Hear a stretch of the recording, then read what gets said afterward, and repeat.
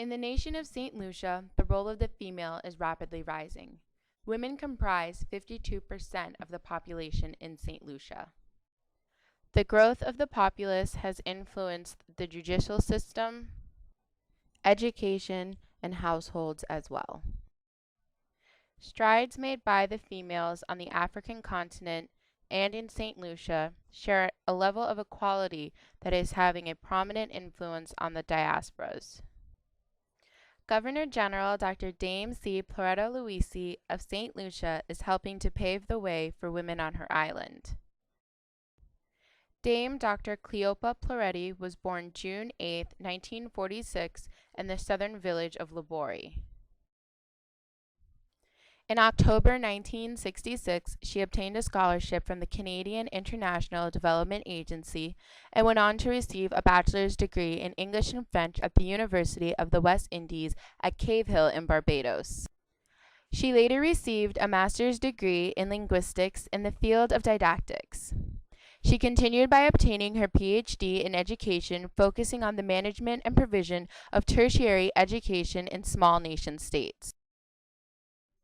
On September 19, 1997, she was the first woman appointed St. Lucia's Governor General, and in 1999, Queen Elizabeth II dubbed her with the title of Dame Grand Cross of the Order of St. Michael and St. George. There is an existing and lingering perception and belief that Caribbean women are strong, powerful, capable, and able to take care of themselves and their families. Issues regarding women, not only in St. Lucia but in the diasporas as well, include their presence in the judicial system and their roles in education and the home. These areas are becoming an outlet for success, depicting the image of a strong and capable female. Over the years, there has been an increase in the number of females holding positions in government, from Ellen Johnson Sirleaf, President of Liberia, to Joyce Mujaru, Vice President of Zimbabwe. Women are increasing their presence in the judicial system. In St. Lucia alone, including the Governor General, 5 women hold official positions. The Speaker of the House of Assembly of St. Lucia, the Honorable Dr. Hilda Rose Marie Husbands Marthroon, was herself appointed by the Governor General.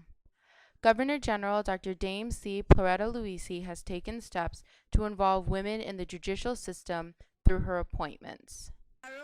Females in power have the ability to address issues specific to their gender.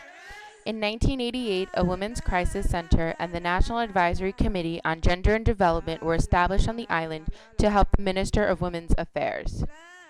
In the government systems on the continent of Africa and on the island of St. Lucia, there is still a disproportionate amount of men and women in office.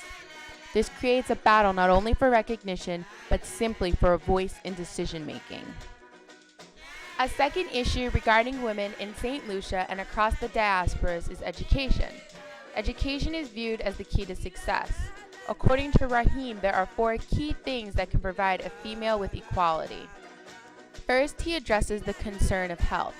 Education on health can not only save lives, but enhance them as well. Secondly, education improves the woman's employment opportunities in a male-dominated and discriminatory world. A third key to the equality of women is the awareness it provides. By opening their eyes to their circumstances, they develop a desire to improve their standing in society. Finally, education can empower the female. Like awareness, encouragement is established that drives them to solve any and all issues impeding them. A final issue for women in the diasporas is their position in the home. In many Caribbean countries, even in households in which males are reported as household heads, women are primarily responsible for managing the money and for making major decisions. Female-headed households exist all over the diasporas. This creates an immense amount of responsibility placed on a gender still fighting for equality. In a speech given by Dr. Louisy in celebration of International Women's Day, she states that even if it were true that St. Lucian or Caribbean women had made it, there would still be the need to look at the larger picture and to join the worldwide effort to improve the quality of life of other women whose economic and social circumstances preclude the participation at that level. Dr. Louisy has taken the issue of the lack of females in government positions seriously. Changes have been made in her government by appointing women to prominent positions. This is an area she has chosen to actively renovate. The second issue of education has also seen a vigorous change in St. Lucia. Dr. Louisy uses the idea of comparative education to connect students with the international system. She is an advocate of comparative education because students are able to understand not only the struggles of their nation, but that of Africans all over the world as well. The third issue of Females in the Household has not seen much activity. In Dr. Louisy's speech on International Women's Day, she encouraged women in her nation to take up responsibility. She pled with the audience to help women achieve success, but the St. Lucian government has not made any recent strides in programs to take up her request. Dr. Louisy's contribution to the development of Pan-Africanism as a woman has altered things in her nation.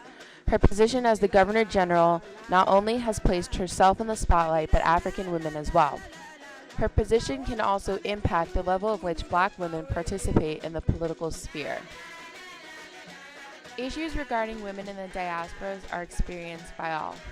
Around the world, they are taking up their calling for more interaction. This is mainly achieved through education, which gives them an awareness not only of their social position, but of what they can do to change it. During the 1900 Pan-African Conference, a woman by the name of Anna Julia Cooper was in attendance. Ms. Cooper gave a speech entitled "The Negro Problem in America" and sat on the executive board as well. In documenting her experience, she wrote that her role as a key player in the conference left an impression that women are thinkers, movers, and shakers in the cause for human rights. Ms. Cooper is right. Women hold the key to their own success. Regardless of where they live, it only takes one woman to make a change.